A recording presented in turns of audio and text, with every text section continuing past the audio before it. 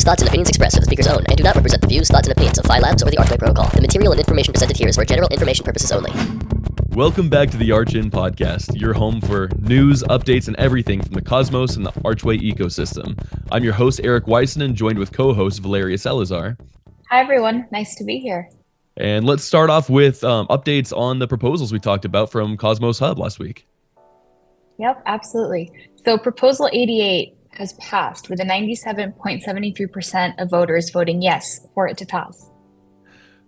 So a reminder, Prop 88 was the one to raise the community tax from 2% to 10%. So this is really a great case study in showing that a decentralized ecosystem is willing to vote for delayed gratification. They're lowering their current staking rewards in order to benefit the growth of the entire Cosmos Hub and the Atom token. So really nice to see. There's oftentimes inefficiencies in decentralization. It's hard to get decentralized groups to work together, but a 97.7% yes turnout is really fantastic. So props to Cosmos. Absolutely.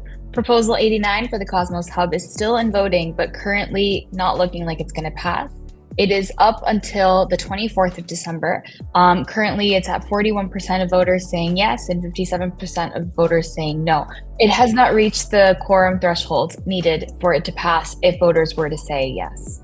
Yeah. And reminder, Prop 89 is the one that Cosmic Validator put forward to continue making YouTube content for and about Cosmos ecosystem. So we've had a really interesting debates from some people being angry by the suggestion and other people supporting it, saying that community pools should sponsor content creation. So fantastic discussions going on there, and it does seem to be a heated battle. And we do have a new proposal up this week that's a little bit interesting. Prop 90 from RNDAO is asking for 3,165 Atom to do a lot more research about the community. Valeria, could you walk us through that? Sure. So currently they're requesting these funds to develop a framework for researching and benchmarking community health. We are not the first ecosystem that they've come with this proposal to. And currently it's looking like a no, but it's too early to tell. Yeah, there's interesting comments going on in the discourse if you want to look up the discussion going around Prop 90. While it is interesting to get more research and more understanding, it's also difficult to measure KPIs and for the Cosmos community to understand what exactly they're supposed to be getting from this. But if you want to learn more about RNDAO, you can check out rndao.mirror.xyz and see an example of quite a few of their research articles they've done in the past as well. Absolutely. And a big question that's been asked within crypto Twitter currently has been, if we were not in a bear run right now, in a bear market, would this proposal pass? Would this look a little differently? So hopefully, in a couple of months, we'll be able to test that out again. I love that optimism. Hoping so as well. Let's move on to some news inside the Cosmos. So Kepler Wallet has announced an integration with ICNS, the Interchain Naming Service, which is coming from the Osmosis team. Yeah, so Josh Lee, one of the founders of Kepler, is also one of the co-founders of Osmosis, so it's not a surprise that they're working closely together. But there is a little bit of debate going on as to why the primary used wallet in the Cosmos ecosystem is favoring one naming service over others. Lots of other groups are currently making name services. I believe one might be coming to Archway pretty soon. But Secret Network, and namely Stargaze, has made a pretty big naming service at stargaze.zone/names. And they were hoping to be consulted or to be utilized and to get this kind of Kepler integration early on. So there's been some back and forth on Twitter about whether Osmosis's ICNS or Stargaze's Stargaze names should be used, or what the criteria should be to be kind of the easiest to use naming service in the Cosmos. Absolutely. Shane's point was mainly, shouldn't an NFT chain be used to create such a naming service? But it's good to see that there's going to be a new industry brewing and competition in the Cosmos. So we look forward to seeing how that's going to turn out. I look forward to a whole bunch of apps with a .arch at the end. Yeah, hopefully. But up next, so Drake on Digital, a YouTube KOL, called out Osmosis on potentially slow-rugging the Cosmos, pointing out that the network is too expensive to run and saying that we can't have a leading exchange in the Cosmos draining value from other participants in the ecosystem. So this has been a big debate that's been talked about on Reddit, on Twitter. Drake on Digital is a brilliant content creator. I strongly recommend subscribing and following to his channel. And this is a good discussion to have. Obviously, I'm trying not to have the tokenomics hat on here, but there are concerns and app chains are expensive. And while Cosmos is currently positioning themselves to be the home for app chains, we have to take into account how expensive it is to have so many validators and to have emissions be so distributed so many places. Printing tokens is not the same as printing money. It's printing access to the liquidity against it. And the fact that every single pool in Osmosis, for the most part, is tied to the Osmosis token is something that should be concerning to all the users that have their liquidity there. So interesting discussion. I'm glad it's taking place, and I hope the best for the ecosystem. Yeah, some are even proposing that maybe in the future, Osmosis could become an ICS consumer chain to lower the costs from validators. So we'll see how that goes. Interesting.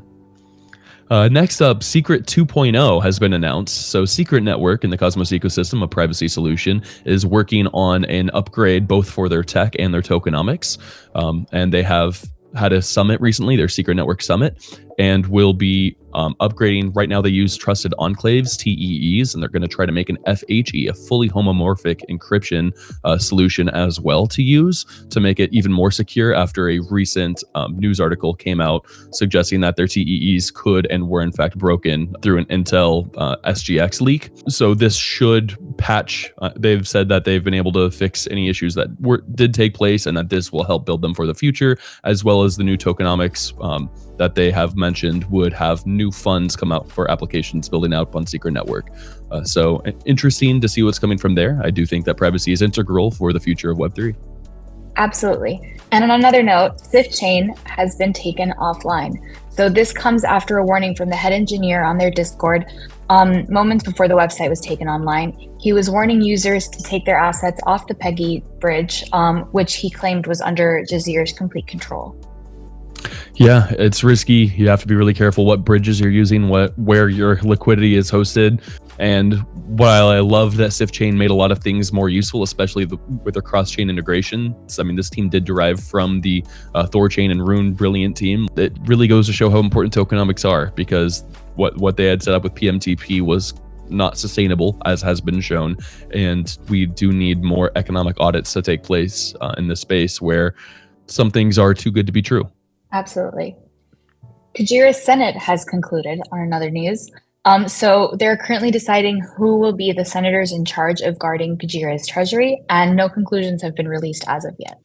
Also, last night we had our stable summit hosted primarily by Shade and Agoric, where a bunch of the stablecoin owners and operators and teams from around the Cosmos ecosystem got together and discussed the future for stablecoins, the need for stablecoins, and what they're going to be doing. So I'm familiar with the Shade team. They're brilliant people. They recently released their white paper for Shade Swap, which seems like some solid upgrades on the Curve model. So I'm interested to see what they do with their stablecoin Silk, which is not pegged to $1, as well as IST, USK, Frax, Duality, Composite, all of these other brilliant teams that are being represented there. So excited to see what's going to come in the stablecoin space in Cosmos, hopefully recovering from Terra Luna and hopefully understanding the need and the backing of collateral in better light. Absolutely. And also having taken place yesterday, Griffin Anderson, the founder of Archway, went on Cosmos Club Twitter Spaces to discuss the protocol and what's coming next in the incoming year of 2023. So be sure to check that out on Archway's Twitter account. Go Griffin! All right, and now some news from outside the Cosmos. Following the FTX fallout, DCG, Grayscale's parent company, its related assets are being sold currently. So it looks like the company might go underwater. Nothing to see here. Please disperse. No, it is interesting and worth checking out what assets they do have if you are interested in front running their unfortunate sales and liquidation. And it's not a great sign for Grayscale, as we were talking about GBTC last week. Hoping for the best, but keep an eye on who's custodying your funds if it's not you.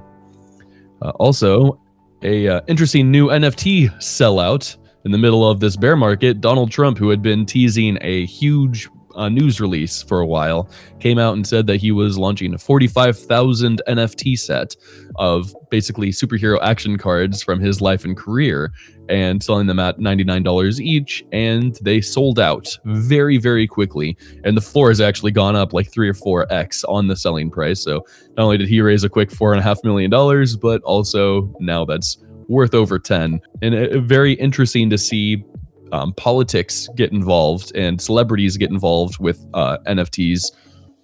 It's interesting. We'll see if he builds on the community. He did say this would be his first set, not his last set, but it's nice seeing so many people that aren't usually working in crypto getting involved buying NFTs because they care about a celebrity. So it's a start for adoption. Definitely. Wait, what? They have watermarks from Amazon and yeah. Okay, you gotta walk me through this. Okay, so basically, if you look at the images, some of like it looks like someone like a third grader went on Photoshop and just like, played around with it. Some of them have watermarks. Some of the backgrounds are borrowed from Shutterstock, and he kept like 26% of the NFTs, which were all the rare ones. So he owns 26% of that collection. Okay, that's the first I'm hearing about this. So thank you for the news, Valeria. Oh man. No problem. Oh man. Very interesting. It's great for adoption. That's how I'm gonna word this. Come on, Trump. What are you doing? I know. Up next, following FTX fall, Binance, a lot of users have been questioning Binance's ability to, keep afloat and, just questioning centralized exchanges in general. Binance has released an audit to calm everyone down, but it didn't. So it only audits Binance's Bitcoin on a few chains, and it only looks at a select range of public addresses that were chosen by Binance.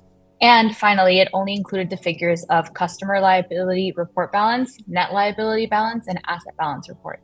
So not a very holistic report, and it's left us with more questions than answers. To their credit, they have processed over $10 billion of withdrawals since all the FUD started after the FTX collapse, and people blaming CZ for throwing FUD at them. Like you blame CZ all you want. What he said about FTX was obviously true, and whether or not Binance can process infinite withdrawals, whether they are fully solvent, they've at least processed 10 billion and are still, they haven't shut down yet. They haven't closed anything down yet. So we always recommend custodying your own funds, but FTX wasn't able to handle $10 billion worth of withdrawals, so props to Binance for that. We would like to see more transparency, especially as CZ was one of the largest voices for adding such said transparency. So.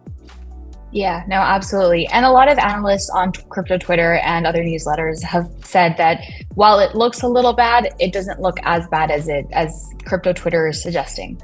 Worries will always be overblown in bear markets, and hopes and optimism and dreams will always be overhyped in the bull markets. So it's fun to walk in this curvy waters. But that should be it for the news. Valeria, thank you so much for your updates. I'm still laughing over Shutterstock background images on Trump's NFTs. But thank you guys for getting your news here at the Archway Podcast. Please make sure to like, follow, subscribe, turn on the little notification bell to get your 15-minute video every Wednesday morning and stay up to date on the Cosmos ecosystem in one place. And follow us on Twitter. Stay involved in the conversation.